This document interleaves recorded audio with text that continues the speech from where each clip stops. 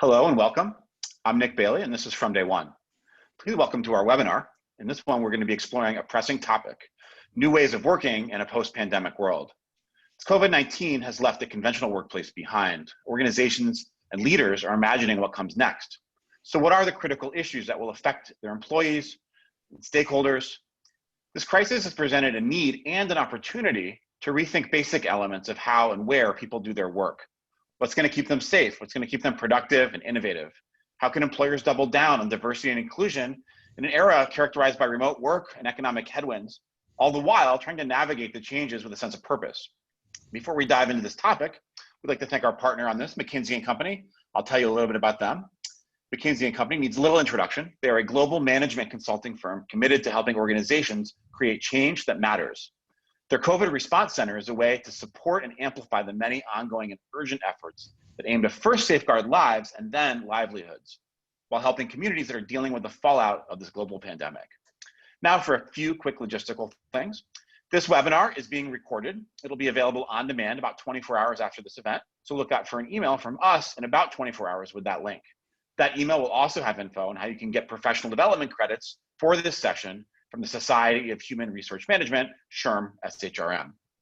And of course, look out for a written account of this conversation soon on our website, fromday1.co. That's FROMDAYONE.co. About 45 minutes from now, we will have a Q&A session. You can submit your questions at any time, including right this second, using the Q&A button at the bottom of your screen.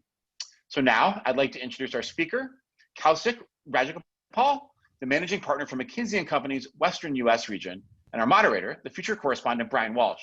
He reports for Axios on emerging tech and future trends, and is the author of the great existential risk book, End Times.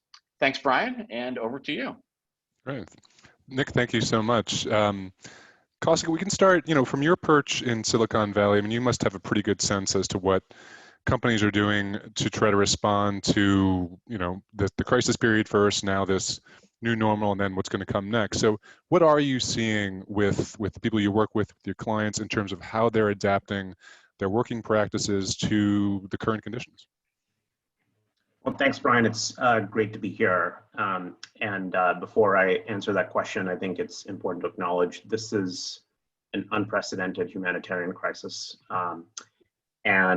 While there is a significant proportion of employers and employees who've been able to pivot to remote work and working from home, there is a large population of essential workers who are showing up every day in person, and I think their contributions in an extraordinary time are important to acknowledge.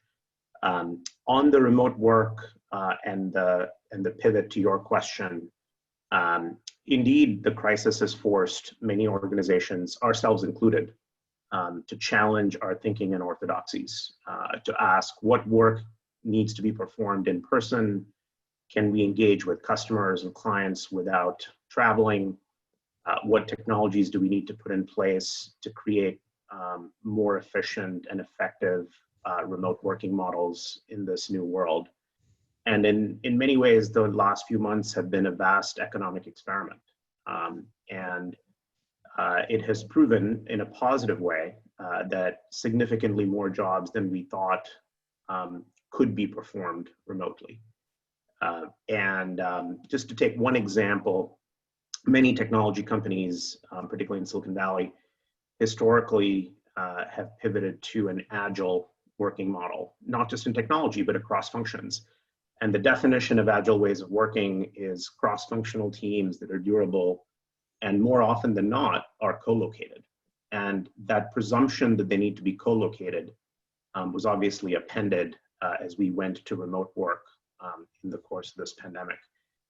But the available technologies and tools, which if this pandemic had occurred, say, 12 years ago, may not have had the same level of reliability and maturity, now allow us to be able to work quite effectively.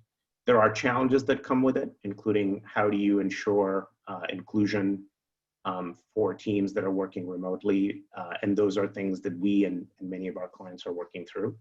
But for the most part, the pivot to remote work has happened quite effectively for many companies. And many of them are seeing the same kinds of, or close to the same kinds of productivity as they might have in the old world, so to speak. In some cases, they're seeing improved levels of productivity. That has its own dark side as well, because how do you begin to draw the lines between work and life? If you're working from home, how do you do that in a sustainable way for employees? And those are all questions that we are collectively grappling with. At this point, do you think companies have really moved beyond that emergency period and that sudden pivot that had to be done, say, in March?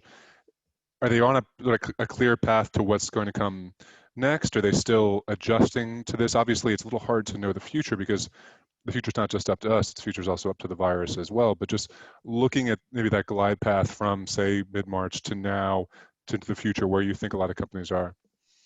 Yeah, it's a great question. I think a large proportion of companies are now moving from, this was a finite and bounded period of time, and then we'll go back to some version of business as usual, to a recognition that there is a next normal, a new normal here of how work might need to get done on a remote or hybrid basis. So we're seeing a couple of things. One is companies that are systematically working through by employee segment what work can be done entirely remotely as the default mode, what work and what types of employees might need to come in for some portion of the time, and think of this as the more hybrid model, and working through that. There's obviously a significant variation across industry sectors. Much easier to be in the remote by default mode in technology and financial services, for example, much harder in many parts of retail or mining. But a lot of companies are doing the work of saying, with employee safety first, and how we work effectively building on that, what are the segments for which remote work could be the default, and what are the segments where we need to be more in hybrid mode? And making the shift to that with the recognition that the workplace will not be the same again. I don't think we'll see work remain 100% remote, but I believe that the default will be some version of hybrid. There will be some types of employees who are permanently remote. You could imagine employees that work in a contact center, for example. Tools and technologies are available today for them to work on a remote basis by default. And some will require a hybrid approach, and there may be some, as I mentioned, for essential workers, where in-person will be more important. For many employees, if done properly, this will provide some welcome flexibility with reduced commute times and business travel. On the flip side, it further erodes and in some cases may erase the boundaries between work and home life. And that's something that employers and employees will have to work through together. Mm-hmm. One thing I wonder about is company culture. And again, when you're dealing with a crisis, you have a certain social capital that's been built up over years, potentially with employees, with managers that you can draw upon, almost like a bank account. But that's not endless. So both in this moment, and then you mentioned the hybrid workforce looking to the future, how do you maintain that social capital? How do you restore that social capital given the constraints that you might be operating under now?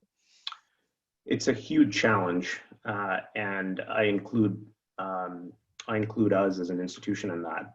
Our work almost entirely consists of people who help others, and maintaining the engagement, the morale, the strong culture of those people when you are in remote mode is a big challenge. In particular, one of the things that we've heard pretty consistently from our clients is the small things that you take for granted in building and strengthening a culture in an in-person work environment. For example, the 2 or 3 minutes where you're catching up with somebody and making small talk on a personal level before a meeting formally begins. And the few minutes afterwards, when you can align with them on, well, what happened in that meeting? What did we decide? What did we agree to? These are the things that enable the personal contact that's a bit more informal. And these are the kinds of glue that hold cultures together. And a lot of companies are working through, how do you try to recreate, even with some substitutes, that kind of glue? As a few examples, one of the things we've done is developed an inclusive work guide for our team leaders and managers with specific ideas for how do you ensure that every individual on the team is being included. We've also strongly encouraged very brief one-on-one check-ins. And instead of just being on VC the whole day, we've gotten lots of complaints about wall-to-wall meetings on VC, where somebody can take a break and literally just have a phone call and check in with somebody to say how they're doing. And that kind of personal connection, which would be the equivalent of bumping into someone in a hallway or while grabbing lunch together, you now have to be much more thoughtful about maintaining those points of connection and ensuring that morale doesn't slip unduly. I think it's going to be an ongoing challenge, but I'm also optimistic that as different companies experiment, we will build new muscles for how to do that well. Sort of a similar extension to that question. I mean, what are the qualities managers are going to need when it comes to navigating this kind of hybrid workforce? You can't necessarily do the kind of, meet with the troops, march among them, hierarchical sort of style leadership that you could when everyone's located in the same place. So what do you need to do, also from a personality perspective, to really manage people effectively in this kind of environment? The quality that we have seen really stand out among the best managers in this environment is empathy. And every manager to some extent has to be concerned with productivity and making sure that the work gets done. And I think a lot of managers and leaders are doing that. But the differentiating quality, I think, is an empathy and an understanding of what somebody might be going through. We have found, for example, that the remote working model affects different segments of people differently. It's quite different if you are a working parent, for example, than if you're not. And for a manager to be thoughtful about, let me actually think about each member of the teams that I'm working with as an individual. Let me stand in their shoes and understand what they may be going through, and then figure out what may be most helpful to ensure that they stay motivated and also that they're operating in a sustainable way. That makes a huge difference. We are, and a lot of our clients are working hard to develop training modules that can be delivered remotely on what a remote operating model for a manager or leader looks like. What are the things you take for granted in a physically co-located working model that you can't in a remote working model, and therefore what are the things you need to pay more attention to? And it's in the early day. We're in the early days of having those trainings play out and have these muscles built, but I think we're progressing.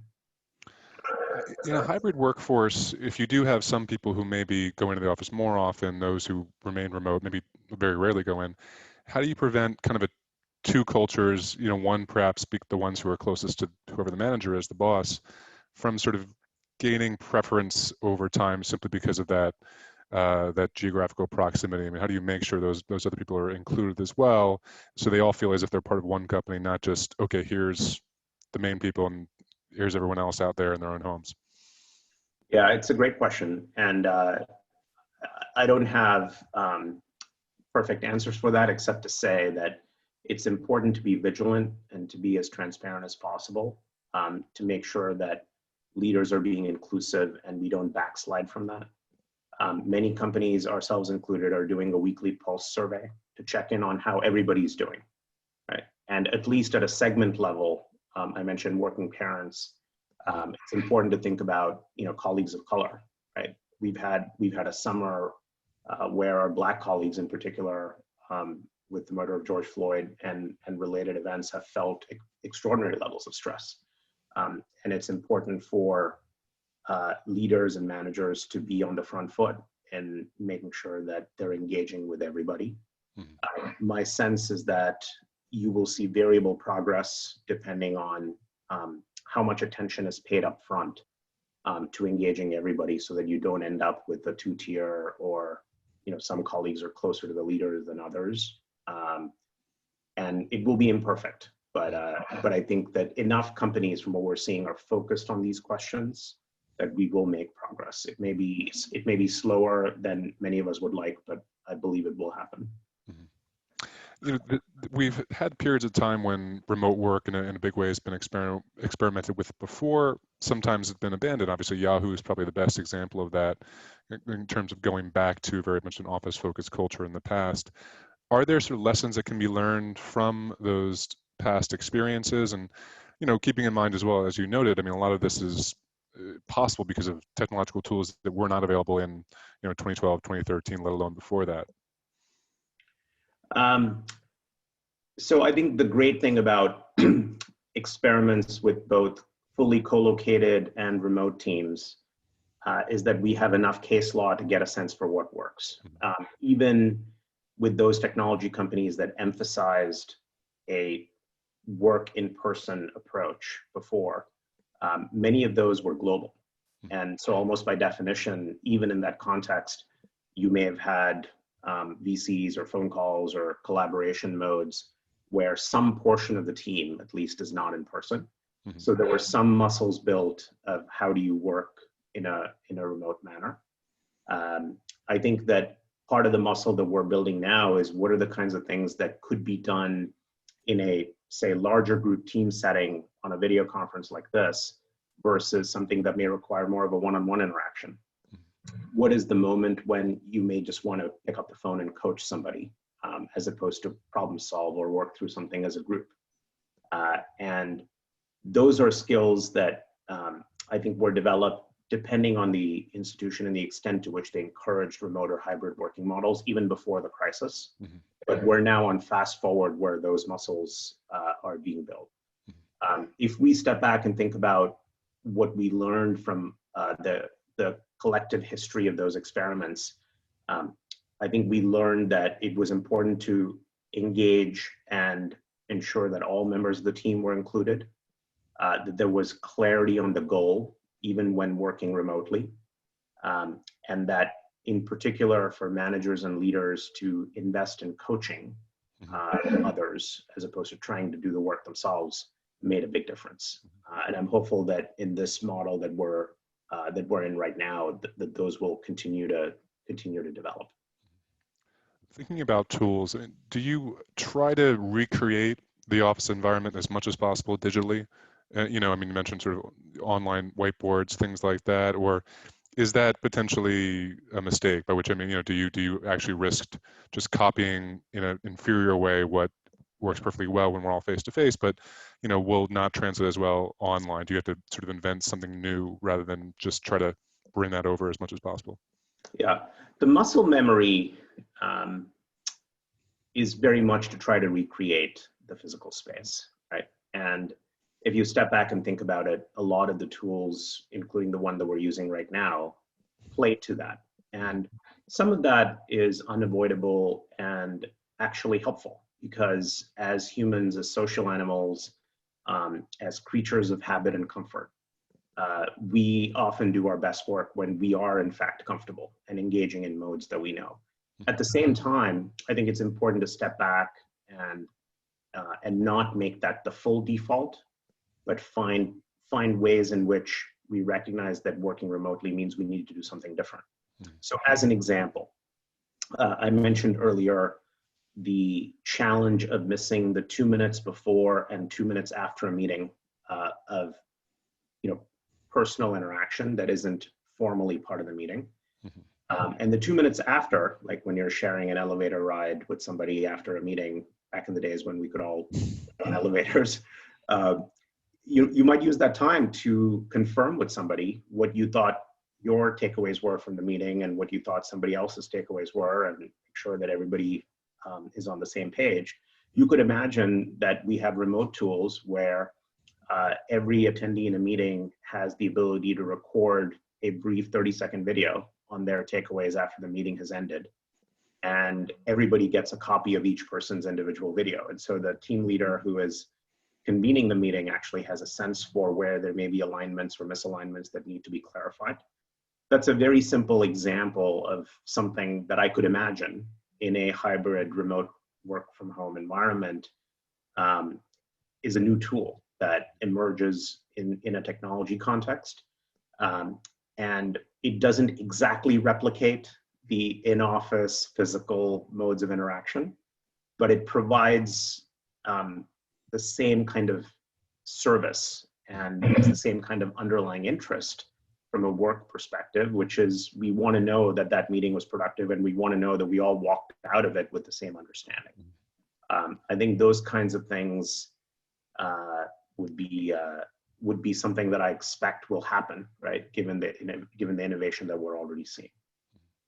Taking a step back, actually, if you were to go back to early March, and someone were to tell you that this is, what was going to happen, would you have been? I mean, would you have thought things had worked out as well as they did? I mean, knowing, are you surprised actually to the degree to which those companies that can move work remotely, can move work to a virtual fashion, obviously putting aside those who just, that's not possible, that they have actually been able to do so fairly effectively and in a fairly quick pivot?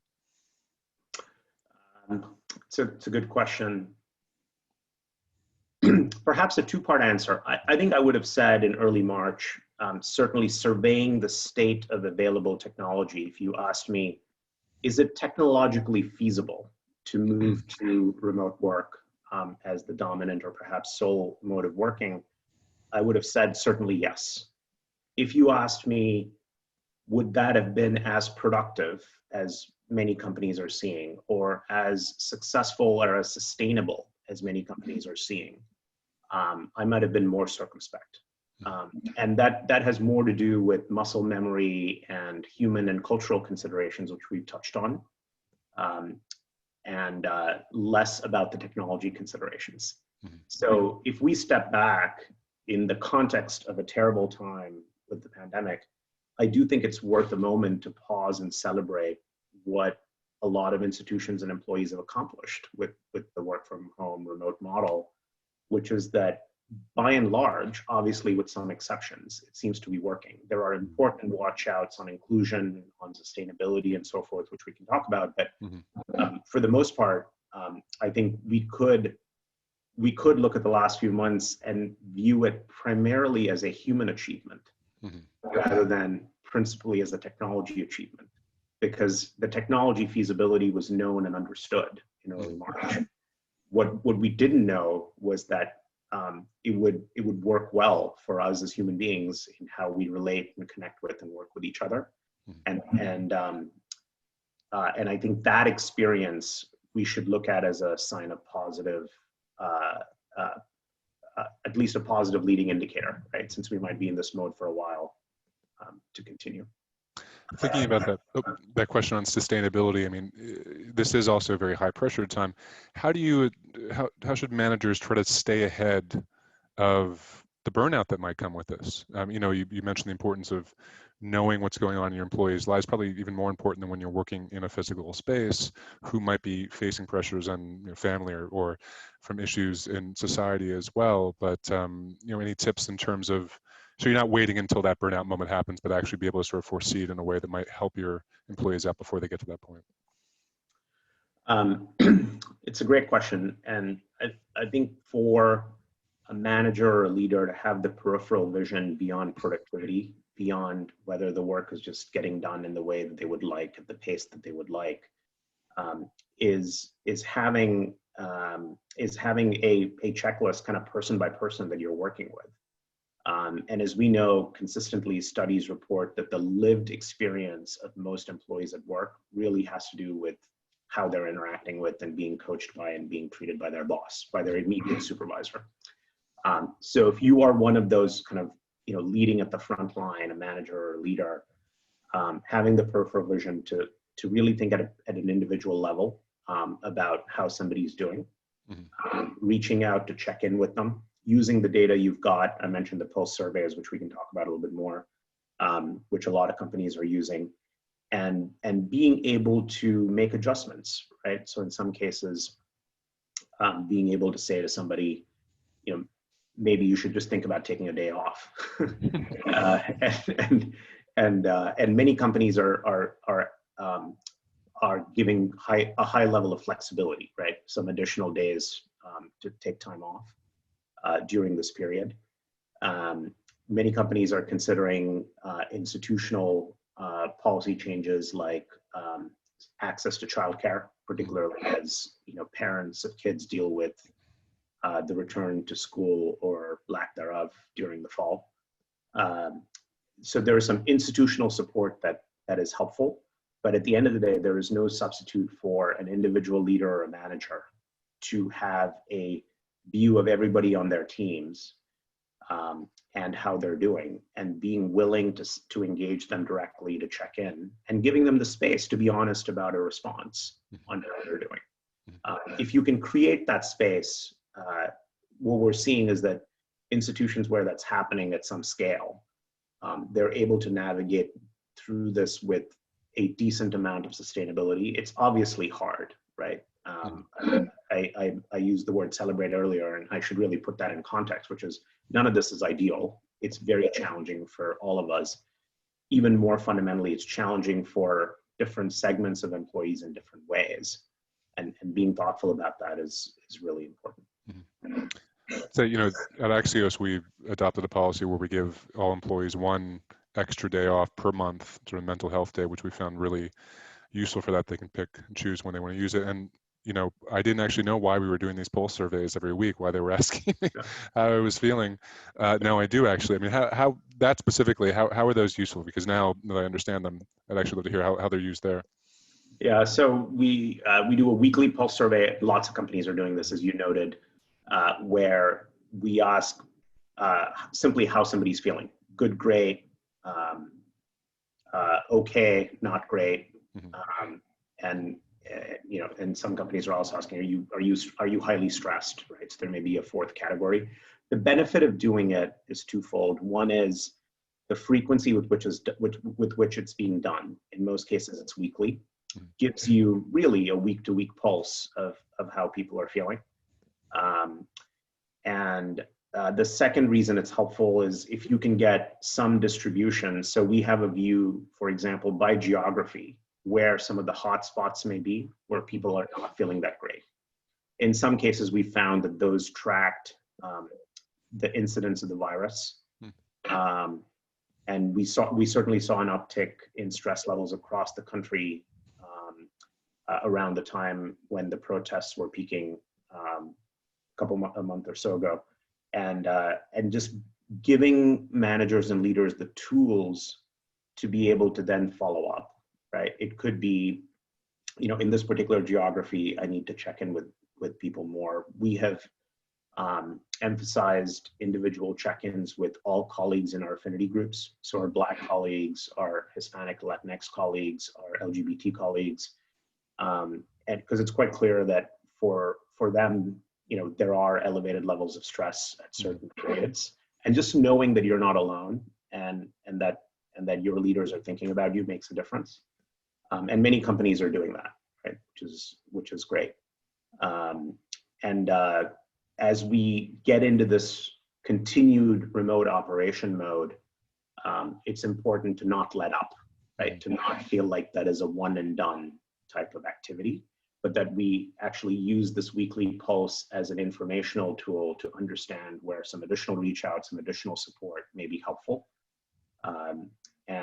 In some cases, it's been helpful for us to think about our own policies, like providing more flex time, part-time capabilities for people to use, for example.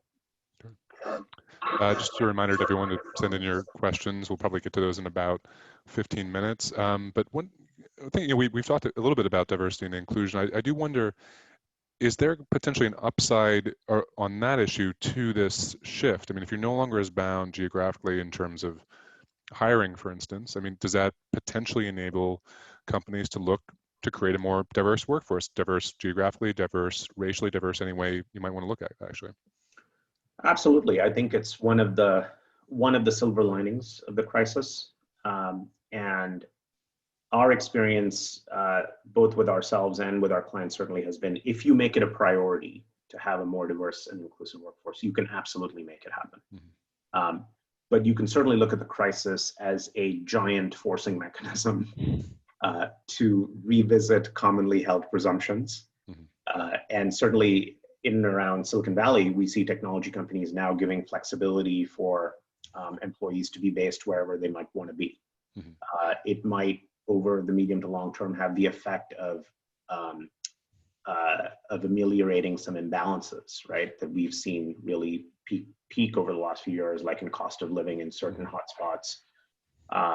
And I think if you make it a priority, we're seeing lots of examples of companies saying, we want to do a much better job of recruiting more diverse colleagues. We want to go to different places, whether it's schools or affinity groups or professional associations, to be able to find the talent that we want, that is more diverse and representative of the country and the communities we serve. I saw, by the way, a couple of questions come through on whether the Pulse survey I was describing is anonymous, and indeed it is. We're not asking people for names. We do ask them for their location and role, so we have a sense for the segments, as I mentioned, but it's anonymous at an individual level. That's actually a good point, because I mean, how do you make sure you're gauging worker productivity, again, in a remote kind of fashion, but doing so in a way that doesn't overly impinge on their freedom, on their own privacy, so that they need, but also is effective? I mean, there's obviously more data points you can gather now than you could have 5-10 years ago. How do you balance out between, quite honestly, keeping somewhat of a remote eye on workers without violating, their trust to a certain extent, which isn't helpful either? Yeah, it's a great question, because once you enter an environment where you have endless amounts of data, and we're generating data on this 1 hour call as we speak, right, of all kinds, you could end up in this sort of Frederick Taylor-ish, time and motion mindset, where you're just going to optimize everything to the last extent possible, and then you run the risk of ultimately not creating a motivating environment for humans. One of my favorite organizational theorists is Jim March. He's an emeritus professor at Stanford, but he had an excellent article that he wrote many decades ago on the value of Slack in organizations. And Slack, not that Slack, the old Slack, right? Yeah. Not the company, but just the ability to have some free time, some cushion, some moments where you're not doing anything. So you actually, for example, have the ability to dream up ideas of what doesn't exist. And I think it's worth remembering that in this moment. Right? I mentioned contact centers earlier. The pivot that companies have made on contact center environments to remote work is extraordinary and has been highly successful. So when we survey companies on how their shared services groups, their contact centers have gone to remote work, they all report increases in productivity, not maintaining same levels of productivity or decreases. The flip side of that is they all have to be vigilant about not being so productive on a numbers basis, as you raised earlier, that you have a risk of burnout or people feeling like they're commodities. And it's important to strike that balance, A, in how you gather the data, B, in how you use the data, and then C, in how you engage individuals, right, in interacting with them and coaching them for not just performance, but also sustainability. I'm curious about geography, because we had mentioned before about being able to recruit and be more spread out geographically. You're based in Silicon Valley. I mean, Silicon Valley has been a cradle of innovation through a number of innovations. There is something clearly special about that corner of geography that has generated companies worth trillions of dollars. What do you think, this is a big question, I suppose, but what do you think is the future of that? Will there still be a Silicon Valley as we knew it, or other, similar, amalgam, New York City where I am, I can think of Boston, places like that, or will you see it disperse to a certain extent, both because of what we can do now with these new tools and with this new way of working, but also, those other pressures coming in that have existed for some time in terms of costs and so forth? It's a great question, Brian, and to be completely honest, I don't know the answer to that. I will offer a hypothesis, which is, I think already for an extended period of time, Silicon Valley is much more a mindset than a place. And the companies that operate here, as well as companies that operate in other places in the world, right, have in many ways, because of the internet, been born global, right? It's not like they started and they said, our customer base is really just limited to this geography, right? They started out saying, we have the ability, and particularly now with the public cloud, to engage the world.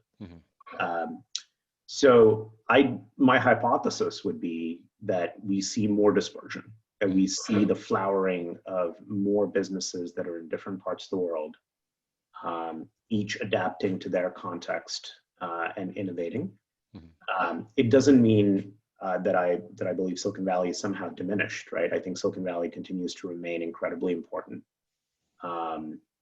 And I think what the crisis will do is that it probably enables organizations of all kinds and in all geographies that have the qualities of adaptability and flexibility to win. Undoubtedly, what remote work now makes possible is for companies to think very differently about their employee bases, right? So you can say, you don't need to come in until the end of next year, which some companies have started to do. You can say, I am now going to think very differently about where I recruit, back to the point about recruiting more diverse and inclusive workforces.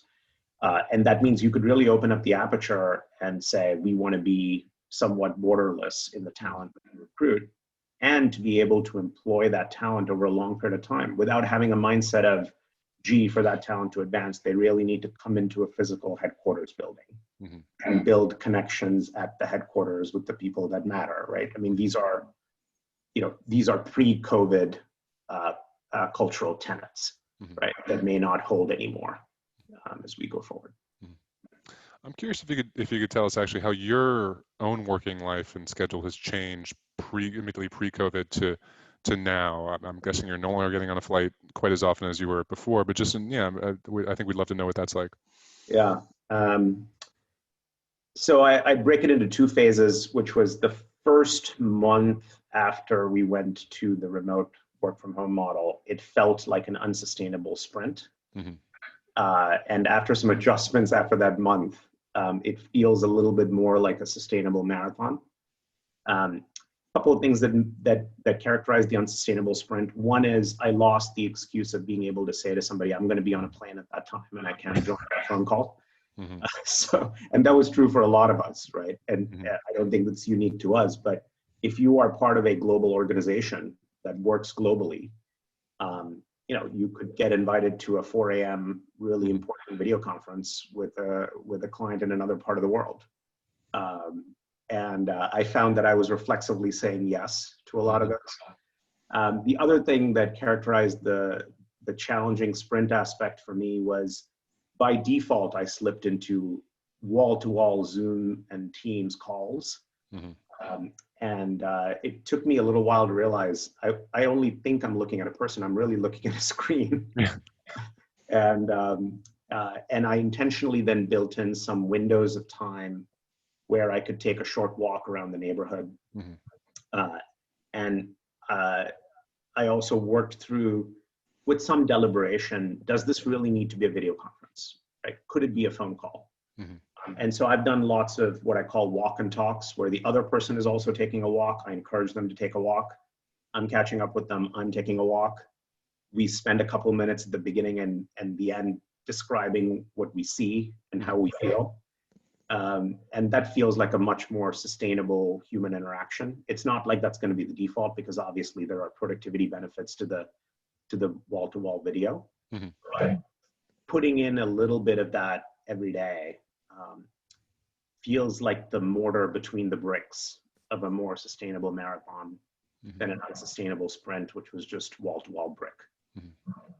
Yeah, it's a really good point. I mean, Zoom is an amazing technology, but it does not somehow eliminate the existence of time zones. Yes. Those are still around. And I guess that, learning to say no to a certain extent is an important skill within this. One thing you wonder as well is, recruiting and new employees, because, and I can speak from personal experience, I started at Axios actually about 3 weeks before we closed the offices for COVID-19. And, there are challenges certainly to integrating into a company when you're new and you've never had an experience. You have no real social capital within the company to draw upon in that way. And I'm wondering how best, especially knowing this is going to continue for some time, how best companies can kind of deal with that when it comes to newer employees, when it comes to recruiting in that way. Yeah.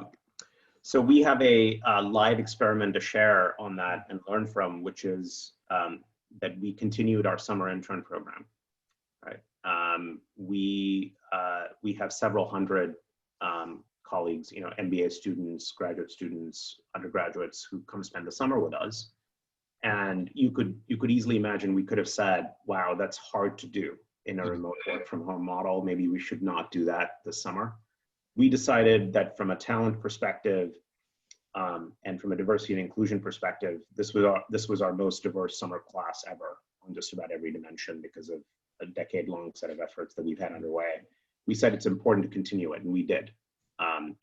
And so we paid, I think, more attention to onboarding and integrating these colleagues as they came in.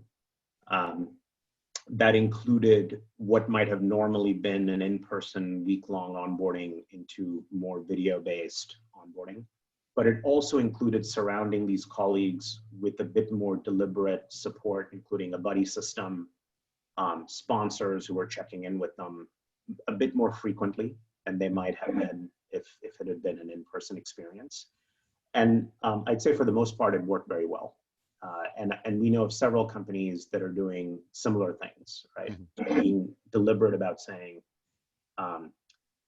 building culture and integrating people begins with the onboarding experience. If you don't get the first month right, you can easily get behind the 8 ball in making sure that somebody is really feeling part of the team and part of the company.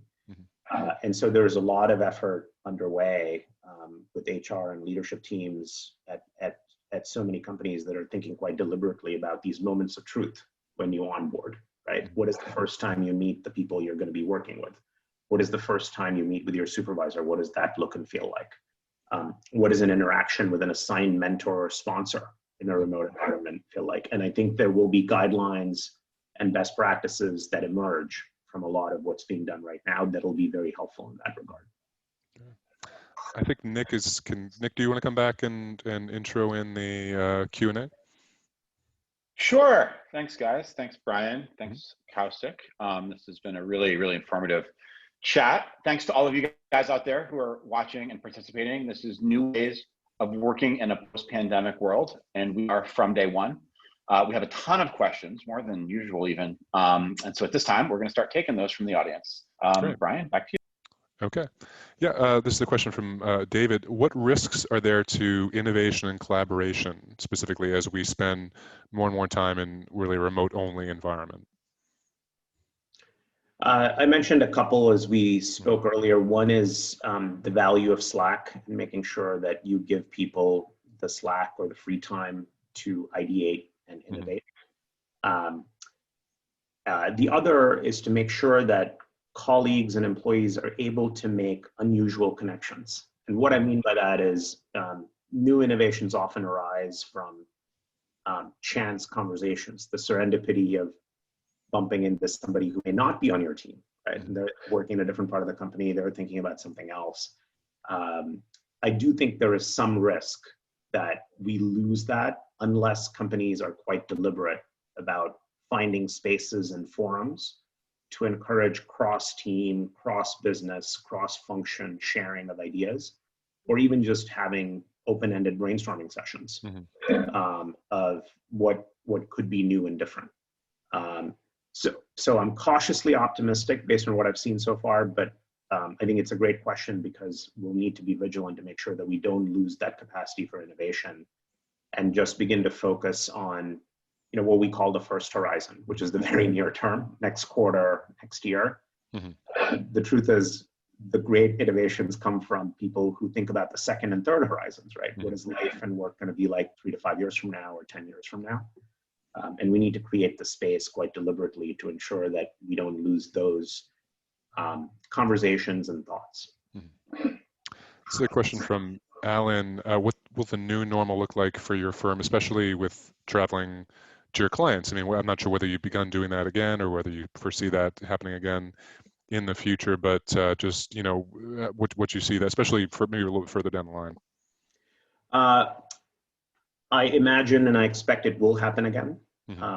I don't know when that is, right? It will certainly be when the pandemic is under some kind of control, and or it is endemic and we have a somewhat reliable vaccine and a combination of therapies. I don't know, maybe that's a year out, maybe it's a little bit longer than that. That would be the hope, right? That we return to travel coming back. Having said that, I expect that it will not come back to anywhere near the current level or the pre-COVID level. We go back to January or February, right? I think the days of reflexively being willing and able to board a plane flight that lasts 3 hours to show up in person for a 1-hour meeting are over. I think companies and individuals will calculate differently the opportunity costs, the potential health risks, the personal cost of those kinds of choices. So I would expect that travel in the new normal is a much more judicious choice. It's not a reflexive choice, and there is much more of a mix and an openness to remote ways of working. Right? As we all know, it's not like companies in this period have stopped hiring at all levels. And I was speaking with a client yesterday who just joined a company, and she had never met anybody she's going to be working with in person. All the interviews happened over the course of a month. It was all remote, and she was hired at a very senior level. And I think these are, and if you're willing to make those kinds of choices, right, certainly you'll be able to negotiate a contract or have a proposal discussion or negotiate in more remote ways. There will undoubtedly be moments and times when being in person is important, but I think those will be some fraction, whether that's 50% of what used to be the case or 70 or 30%, I don't know, but it will be substantially lower percentage than before. So perhaps good for your personal and family life, maybe less so for your frequent flyer miles, but on the whole, if you are deliberate about reinvesting your time. Exactly, right. Another question from for someone talking about their organization is going to be integrating teams that have not worked together before. It's after a merger. These teams have all been working from home since mid-March. They've not decided what that new model should be. And just wondering if you have recommendations. I mean, how do you obviously just in a general sense, how do you integrate teams in the company that, don't have that experience from beforehand? They've all been at home separately. Now they've got to start working together. Yeah. What do you do with that? It's a great question. I think it's helpful to begin with an explicit articulation of the existing cultures. So there are some cultures, for example, where decisions are made in the meeting, whether that meeting is in person or on the VC. There are some cultures where decisions are made after the meeting, where somebody picks up a phone and negotiates or renegotiates with the boss.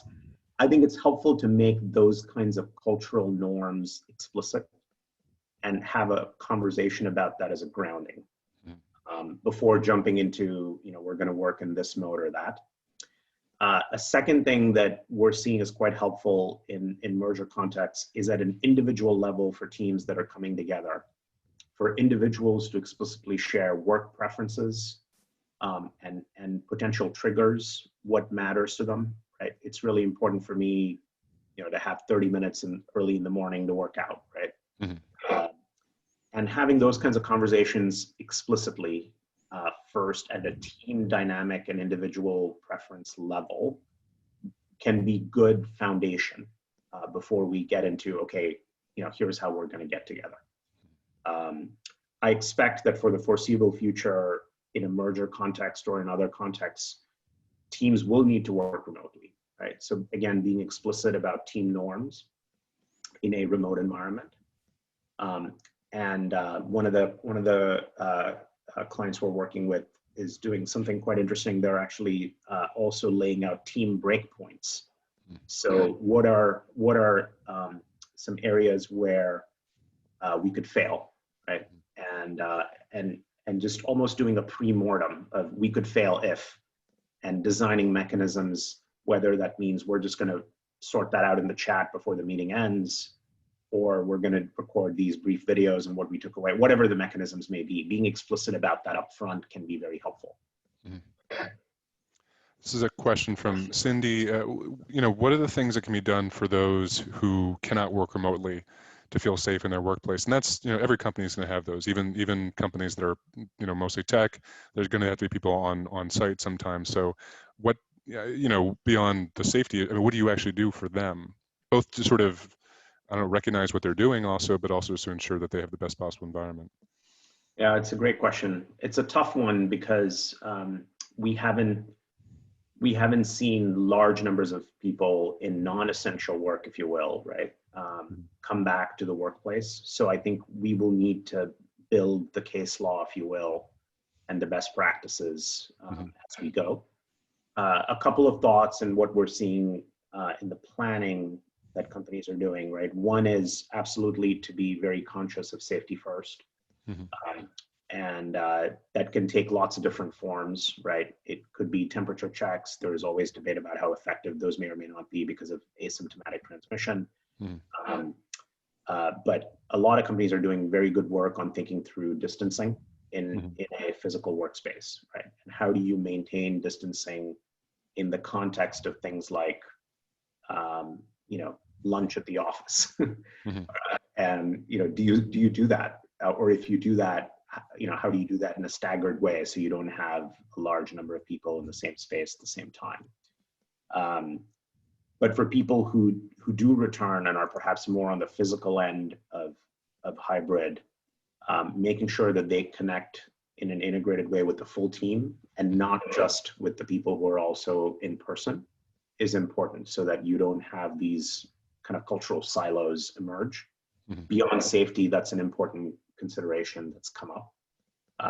And making sure that their leaders and managers think about them as an integral part of the team and not kind of off to the side will be important. Just a follow-up for me, actually. I mean, could you see safety becoming almost a competitive factor for companies? By which I mean, both because employers are going to want to work at companies that make them feel safe, but also that perhaps this is also a proxy for just, frankly, being well run. If you can handle this challenge, it probably means you can handle other challenges as well.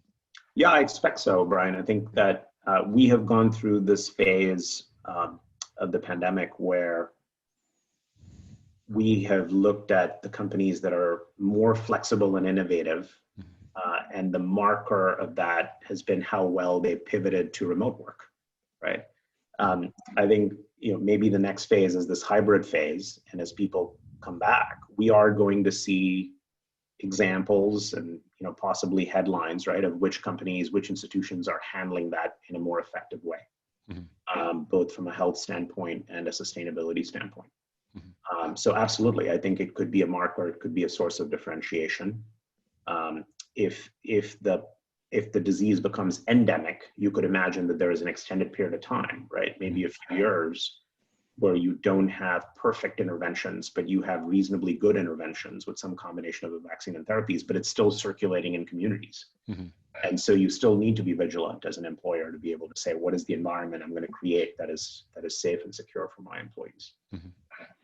It's a question from Colleen, how you see borderlessness, I suppose, being able to move, draw employees from all over the place using remote work. It might be affecting compensation, especially, moving away from a place like Silicon Valley where costs and therefore wages tend to be very high. It's a great question. So the short answer is I don't have a perfect crystal ball on this one. I will say that in general, companies will pay for talent wherever it may be. And yes, in the near term, maybe there is some push towards, cost of living, and we're going to adjust it down for, places that are lower cost of living and so forth, and that affects compensation. But in the medium to long term, I think that will recalibrate, and I think you'll see more of a shift or more of a trend based on the roles, right? Mm-hmm. The roles are important and they're value adding for the company. I think wherever the talent is located, to be competitive, I think you will see companies pay. Mm-hmm. One question, as we draw again employees from a wider geographical area, if you're talking about working from home, you have to have a certain, you need an internet facility that works. You need service in that way that's reliable. That's not the case all around the country. And I'm wondering if there's this is a little separate, there's our policy side to this, where just in the same way we become increasingly concerned about the digital divide with school children who are, learning remotely, to make sure that this is as effective as possible, this spread, we have to make sure that everyone has that capability at home. Indeed, and I think that you'll see, we will see, I think, governments around the world experimenting with this and making sure that they are being as inclusive as we can, right? Mm-hmm. We'll see a range of practices, whether it's subsidies or policy encouragements or policy requirements, right, for a certain set of standards for different local communities to follow to enable that kind of working environment. At some level, if you are a policymaker, it becomes a matter of national competitiveness. Mm-hmm.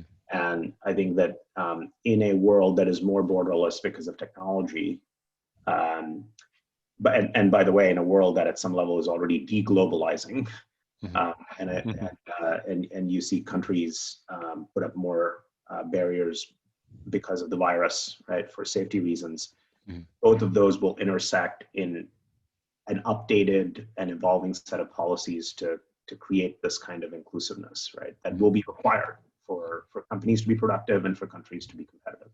Mm-hmm. One last question, this is from Pam, and this is something I wonder about myself. How do you manage those who need to work from home because, frankly, a child's school has moved online and there has to be someone at home helping them versus, those people who don't have children, single people perhaps, or married people who don't have children who also want to work from home? It does create, it seems like, a new kind of division. I'm just wondering how you think that can best be managed, keeping in mind the fact that obviously a lot of this has to do with what's happening in communities, what's happening with government as well, and what kind of support's offered there.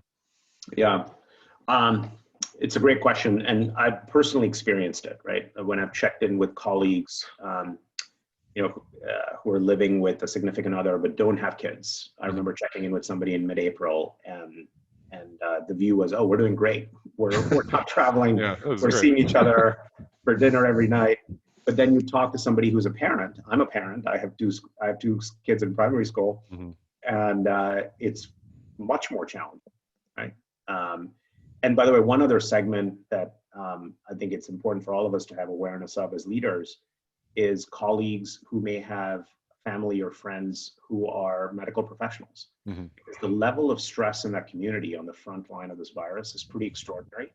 And I remember speaking to a colleague whose mother is an ER doctor and went back in after being retired to help. And she was experiencing a level of stress that I didn't fully appreciate until we had spoken. Mm-hmm. So I think it's important to keep these segments of colleagues and workforce in mind and managing not with a one-size-fits-all approach. Mm-hmm. And you can't do it without the air cover of company policies and government policies that are supportive. Mm-hmm. And I think we're going to see those evolving as well, right? We're seeing several companies, think differently mm-hmm. about childcare, as opposed to, it's some sort of one-off rare emergency situation where we provide support. Mm-hmm. To maybe it needs to become business as usual in an environment where we're currently navigating with schools. Mm-hmm. So maybe childcare will become the new Google cafeteria when it comes to amenities like this. It very well could be. Possibly. Well, great. I'm going to kick it back to Nick to finish this up. But Kausik, this has been a great conversation. It's great. Thanks for having me. Thank you. Thanks, Kausik. Thanks, Bryan, for this amazing and engaging discussion. Thanks again to McKinsey and Company, and thank to you for participating today. If you'd like to join us for more virtual events, you can head to our website, fromday1.co. That's FROMDAYONE.co. You can check out some more of our upcoming webinars and virtual conferences. If this was an interesting topic for you, you are in luck. On September 24th, we are doing our second full-fledged virtual conference. These are great, in addition to regular panels on discussions like the one you just watched. There's ways to interact and network with other people there. There's chat in real time. There's booths and ability to get into smaller group sessions and one-on-one meetings. They're really cool. On September 24th, the next one is going to be on the future of the workplace, entitled Managing Change and Building Resilience. And there's really, really aggressive early bird pricing on tickets right now if you want to go to our website. And then our next webinars like this are always free of charge, is on Tuesday, August 11th, called Lead Like a Human, the HR Leader's Guide to Building Engaged Teams. And on Thursday, August 13th, Managing Talent for Growth and Advancement. Thanks to everyone. Thank you for attending. Thanks to McKinsey, Bryan, and Kausik, and be well. Talk to you soon.